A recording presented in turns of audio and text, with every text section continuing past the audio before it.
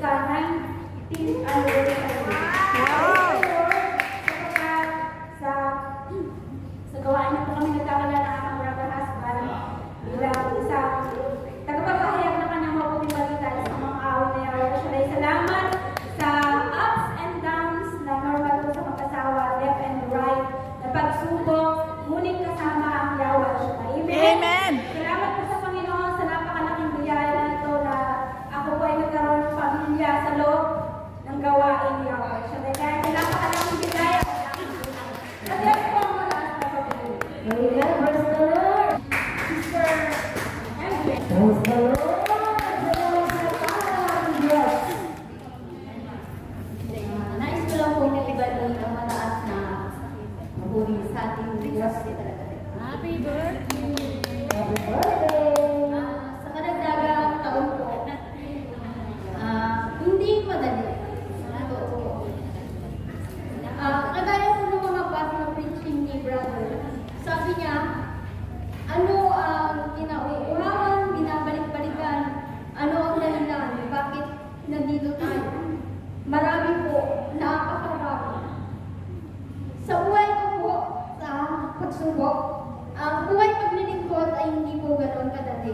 Amen! Salamat kasi sa buhay na paglilingkod, nariyan ng Lord na kasama natin sa lahat. Pagsubok sa pamilya, pagsubok sa mga nakakasama natin, pagsubok lalo higit sa ating pagsunod. Kasi sa ating po pagsunod, nandoon po yung talagang trials. Kasi po ang kalaban, mas ayaw kanyang lalong lumapit po sa kay Lord ayaw niyang sumunod ka sa Panginoon. Kaya lahat po ng aspeto ng iyong buhay, susubukin po niya. Gaya po nagsabi ni Father kanina, na lilimutin natin ang sarili natin. Kung talagang mahal natin ang ating community na pinaglilingkuran, ano't ano man ang mangyari, basta stand firm ka lang po. Amen. Sila ang bahala sa iyo. Amen. Nagpapasalamat po ako kasi dumating po ako dito sa bansang Hong Kong. 29 lang po ako, ngayon po ay 42 na ako. Hindi po ba? Ang pinakawakan ko po sa aking buhay ang yung Joshua 9:1. Ako si Yahweh, magpakatatag ka, huwag kang matakot. Saan ka man pagpunta, sasamahan kita. Nung umalis po ako ng bansa, marami po ako iniwan sa Pilipinas na mga problema. Hindi ko po alam kung yung iba alam po ang aking buhay. Pero yung iba po ay hindi po, short ano lang po. Ako po ay inabandon ng aming brother husband. Umalis po siya 4 and 5 pa lang ang aming anak. Nag-aaral, hindi po daycare. Pero ngayon po, looking forward po ako sa pinangahawakan ko yung pangako ng Panginoon na kahit yung isa lang ako, Amen! next year, may 4th year na po akong gagraduate. Ang plano na, noong una po, wala po akong plano mag-ibang bansa. Pero iba po ang plano ng Lord. Siguro sa mga nagdaang panahon po, yun yung way po para na kung ano po talaga yung plano ng Lord para sa atin. Kasi kung ano po ang plano ng Lord, kahit nasabihin mo kamatayan pa yan, hindi po yan ang magiging hadlang. Kasi bago po ako pumunta rito sa bansang Hong Kong, one day na lang po galing kami ng agency. Munti po kaming mabangga ng truck ng kuya ko. Nakasigya lang po kami ng motor, tapos hindi ko po alam yung pangyayari. Basta ipinigit ko lang yung mga mata ko na sabi ko, Lord, kayo na po ang bahala. Alam niyo po kung ano ang mga pagsubok sa aking buhay. Lahat po ipinagkakatiwala ko po sa inyo. Hindi ko po alam ang nangyari. Basta nung time na yun na mababangga na kami, pinikit ko lang po yung mata ko. Hindi ko po alam kung nakatulog ako o ano.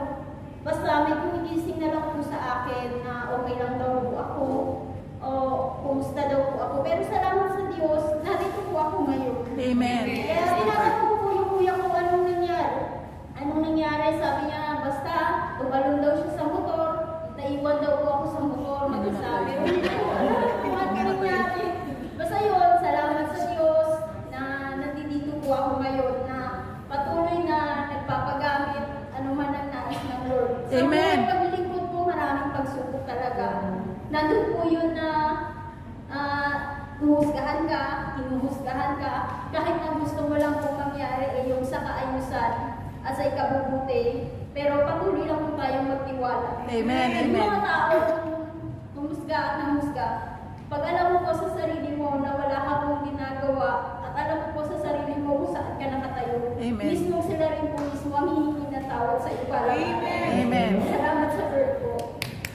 Amen. Ganun ka po sinabi. Gusto ko lang hindi mo pa wala si Sister Agnes. Hawak na ng mic.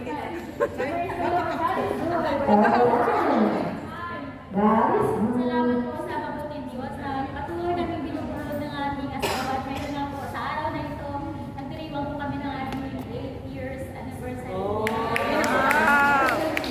At kasama po kami 18 years na po. Grasya ng Lord.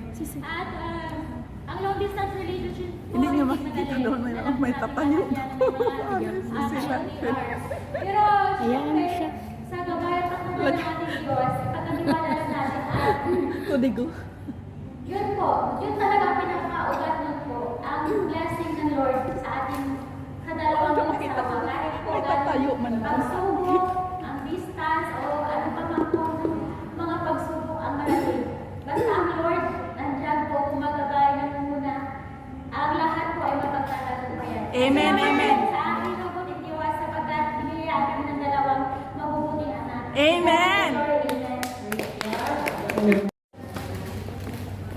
Mapagpalang araw po sa ating lahat. Lord, maraming po salamat. Ibinabalik ko ang lahat ng papuri, pasasalamat sa iyo, Lord, dahil hawak ko na po ang visa ko. At kakain ang sa amo ko bukas. Darating ako na from San Francisco. At Lord, maraming po salamat sa mga kasamahan ko sa flat.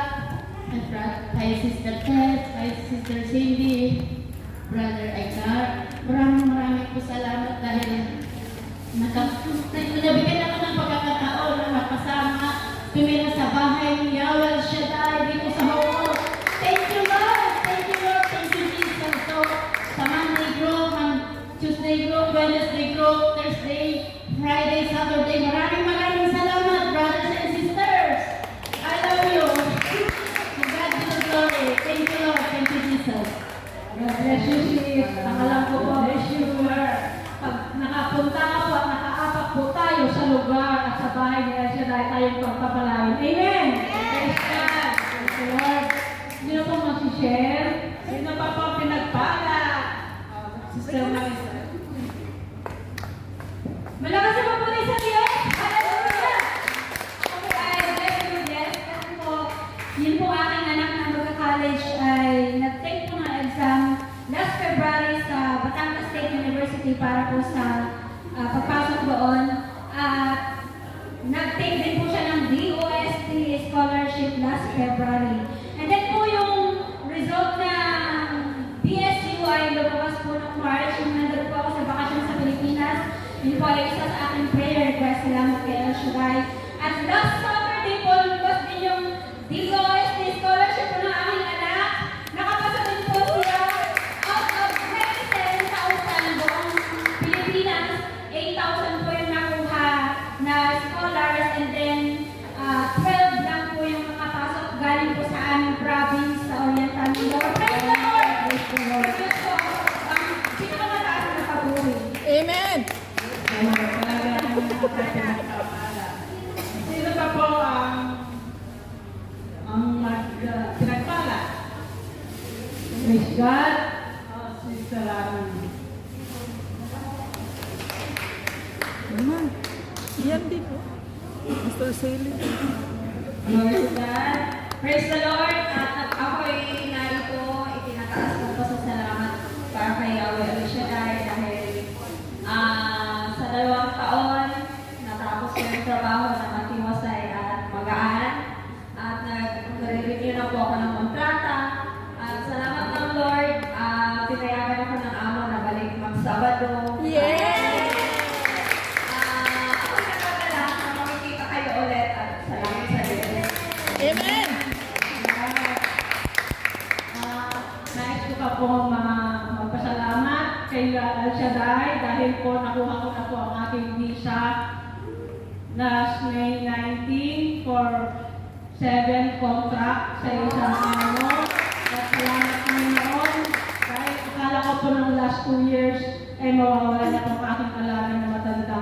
Pero sa kabutihan ni Lord, tunay nga po ang ating mga prayers ay kanyang itinutugon talaga. Salamat Lord. At ngayon po ang pang-7 contract. Malakas pa po ang aking lola. Kadalangin po Lord, nabigyan mo pa siya ng mahabang buhay Panginoon. Amen. Amen, amen, amen. Ako na po sa kanyang matanda. I-share ko naman po yung aking matanda. Yung aking lolo.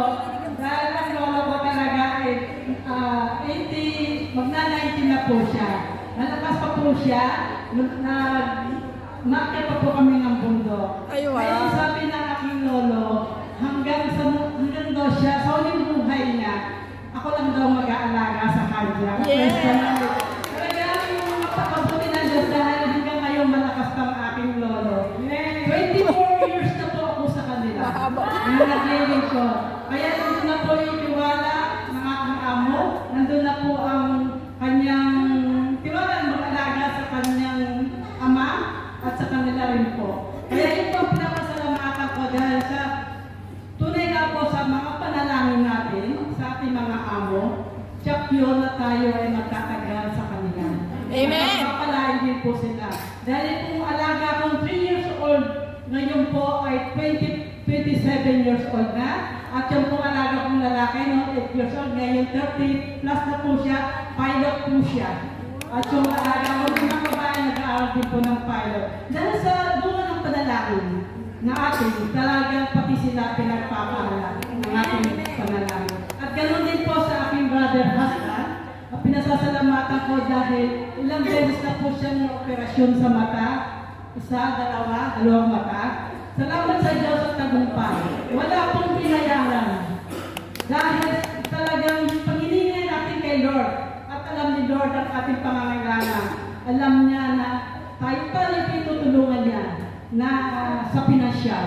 Kaya praise the Lord. Dahil ang aking brother husband, malinaw na po ang kanyang mata. Nakikita na po niya ako.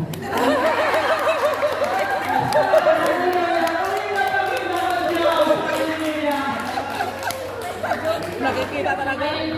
Kitang-kita. Linaw na linaw, eh. Sige, share kasi sabi natin ko.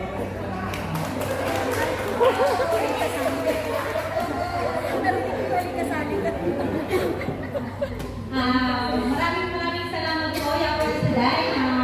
First time po pong mag-share sa inyo. Kasi uwi ako ngayong June 17, graduating na po yung anak ko ng civil engineering. Thank you. Wow! At saka yung panganay ko rin ho, ano na rin po ng IT. At maraming salamat to Lord at saka sa blessings po na binigay sa akin ni Amo, sa akin, sa pag-uwi. Salamat